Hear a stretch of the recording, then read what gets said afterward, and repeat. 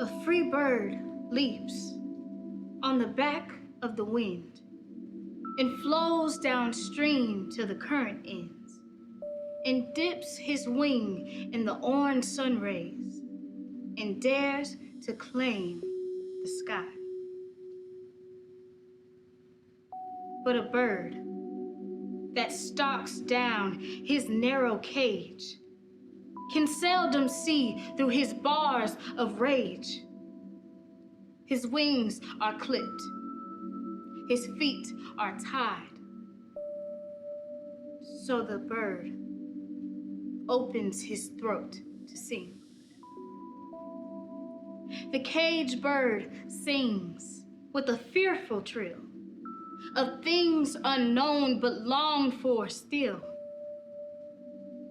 and its tune is heard on the distant hill. For the caged bird sings of freedom.